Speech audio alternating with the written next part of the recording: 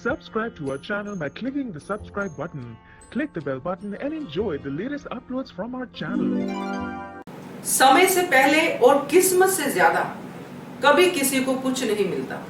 नमस्कार दोस्तों, स्वागत है आपका आपके अपने चैनल हंग्री स्पिरिट्स में। हंग्री स्पिरिट्स देख रहे सारे दर्शकों का मैं अंजू शर्मा दिल से स्वागत करती हूँ। ये डायलॉग सुना हमने आज, मगर बोलने वाला कौन था, इस पे ध्यान देना ज्यादा जरूरी है। तो ये बोलने वाली थी द्वारका। द्वारका ये डायलॉग अहिल्या को बोलती है। बड़ा अच्छा लगता है सुन के, मगर ये सोच के और बुरा लगता है दोस्तों, ज्यादा बुरा लगता है कि ये डायलॉग तो उन्हें खुद को बोलना चाहिए जो वो अहिल्या को बोल रही है।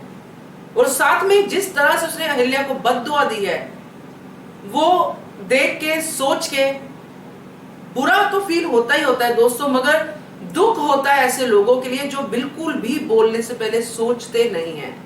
चलिए इस पे पूरी तरह से चर्चा करेंगे, क्योंकि इस सीन के बाद बड़ा मन अजीब सा हुआ है सुन के, देख के। इस तरह से कैसे स्वार्थी होकर द्वारका अपना रूप बदलती जा रही है, दिन ब दिन और बुरी बनती जा रही है।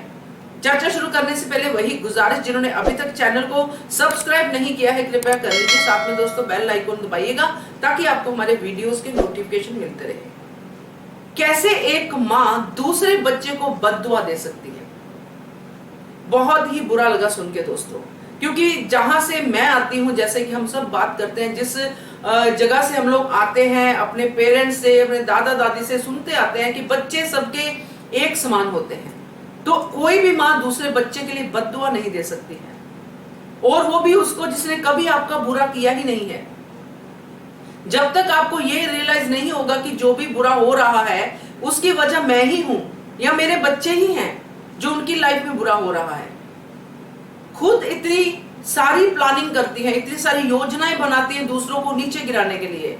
खंडेराव को घर से 7 साल दूर भेजने के लिए कितनी बड़ी योजना बनाई, और डायलॉग बोलती है अहिल्या को कि किस्मत से पहले, जो भी समय से पहले और किस्मत से ज्यादा नहीं मिलता है। अगर आप वाकई इन डायलॉग को बोलने से ज्यादा बिलीव करती हैं तो आपको तो आराम से बैठना चाहिए और अच्छे काम करने चाहिए, ताकि आपको किस्मत से ज्यादा मिले और समय से पहले मिले।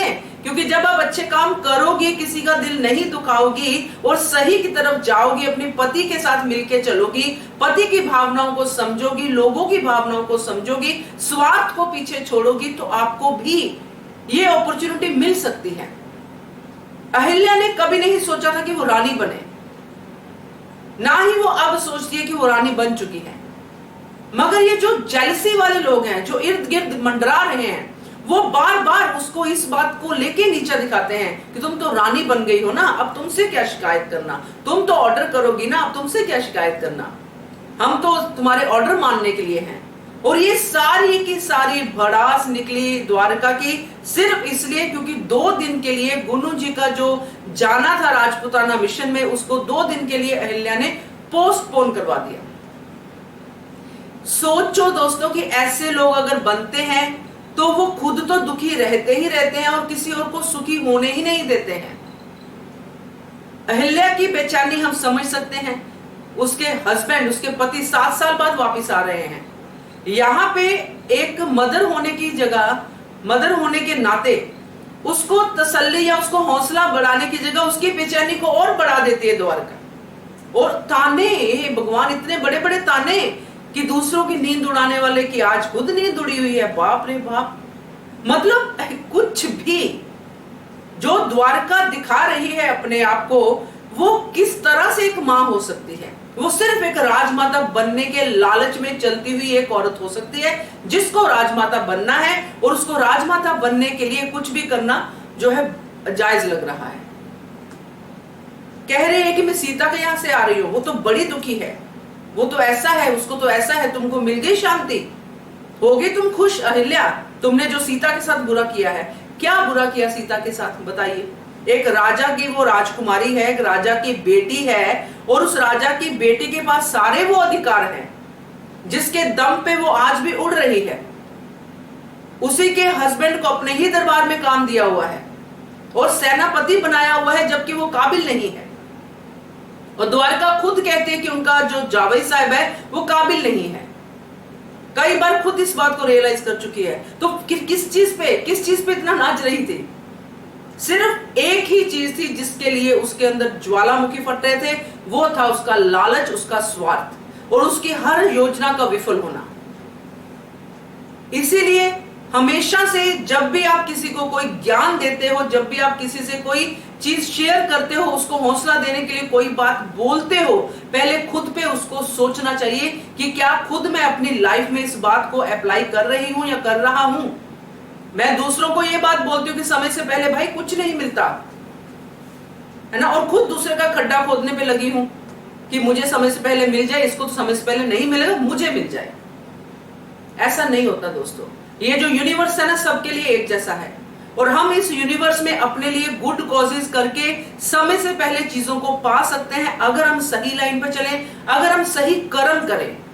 सही कर्म करने से हमारे पिछले कर्म भी धुल जाते हैं, मगर उसके लिए हमें दिल से सही कर्म करने पड़ेंगे। ऐसा नहीं है कि हम कर्म करने के लिए हम कुछ भी ऐसा, हाँ हमने गुड कर्म कर लिए, हमने गुड कर्म कर लिए, और दूसरी तरफ हम दूसरे को जाके बुरा बोलते हैं कि ये वो सब बोलते हैं, मगर गुड कर्म हम साथ में करते जा रहे हैं जो हम समझते हैं कि गुड कर्म है। तो गुड कर्म वही है दोस्तों जो दिल से निकलते हैं, दिल से किसी के लिए दुआ निकलती है। जो दूसरों को बद्दुआ देते हैं, जैसे कि द्वारका दे रही है, वो बद्दुआ देने वाले लोग खुद भी कभी सुखी नहीं रहते हैं, क्योंकि उनके दिल में सिर्फ नफरत है, सिर्फ एक नेगेटिविटी है, जिसकी वजह से वो कभी अपने आप को नहीं समझ पाते हैं। उनका लालच उनको ऐसे गंदे और ऐसे नफरत वाले रास्ते पे चलाता ही रहता है।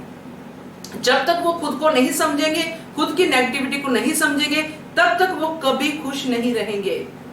ये बद्दुआ तो उन्होंने दे दी है आज अहल्या को, जो उन्होंने कहा कि तुम भी नहीं रहोगी सुख से, तुम जो पति का इंतजार कर रही हो ना, तुम जो सुख समझ रही हो, वो तुम्हारे लिए सुख नहीं रहेगा। कुछ ऐसी ही बात कही थी द्वारका ने, है ना।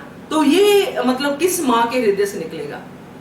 मुझे तो बहुत दोस्तों बुरा लगा। आप भी अपने कमेंट के जरिए अपनी जो फीलिंग है उसको व्यक्त कर सकते हैं, इसलिए मैंने आपसे शेयर करना जरूरी समझा, क्योंकि ये जो चीजें होती है ना, कभी कभी हमें अपने आप को भी रिफ्लेक्ट करने का मौका देती है।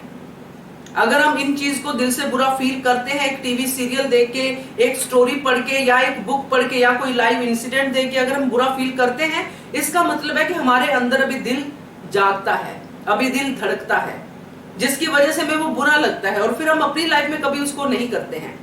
तो मेरा तो ये कहना है, आप भी अपना कहना, अपनी बात, अपनी राय, जो भी दिल में है उसको कमेंट के जरिए कहिए, और देखते रहिए channel Hungry Spirits. Thank you so much.